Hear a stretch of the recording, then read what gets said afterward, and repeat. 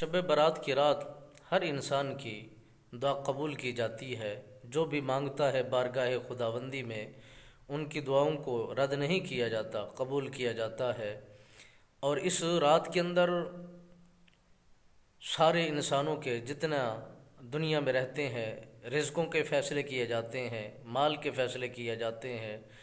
اور زندگیوں کے فیصلے کیے جاتے ہیں، رہنے سہنے کے فیصلے کیے جاتے ہیں، زندگی بسر کرنے کے فیصلے کیے جاتے ہیں، طعام کھانا پینے کے سب چیزوں کے فیصلے کیے جاتے ہیں۔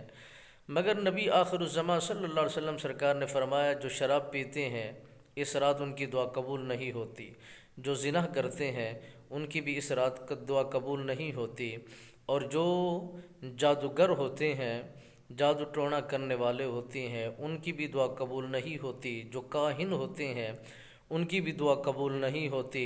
اس طرح کے چند ایسے لوگ ہیں جو اس رات بھی ان کو بخشش کا اعلان نہیں کیا جاتا، وہ جتنا بھی مانگتے رہیں بارگاہ خداوندی میں عرض و گزاری کرتے رہیں تو انہیں جب تک وہ توبۃ نصوحا کا پروانہ حاصل نہیں کرتے،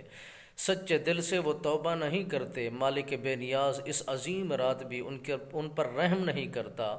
اور ان کی دعا کو شرف قبولیت نہیں عطا کرتا۔ اور اس رات کے اندر جو بندہ مومن دل و جان کے ساتھ بارگاہ خداوندی میں کیے ہوئے گناہوں کی معافی طلب کرتا ہے تو رحمت کے دروازے تو کھلے ہیں،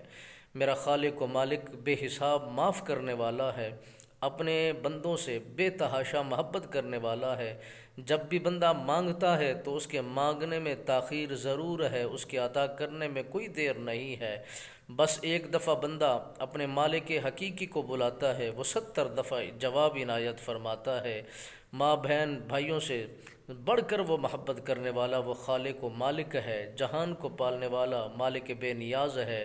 جہان کو سجانے والا رب العالمین ہے۔ اسی کی دربار میں جھک جائیے، بہترین نوازنے والا ہے، اسی کے سامنے آ جائیے تو وہ بے حساب معاف کرنے والا ہے۔ یہ رات معافی کی ہے، طلب کرنے کی ہے، رونے کی ہے، گڑ گڑانے کی ہے، توبہ استغفار کرنے کی ہے، کثرت کرنے کی ہے، کلام الہی پڑھنے کی رات ہے۔ اس میں جتنا ہو سکے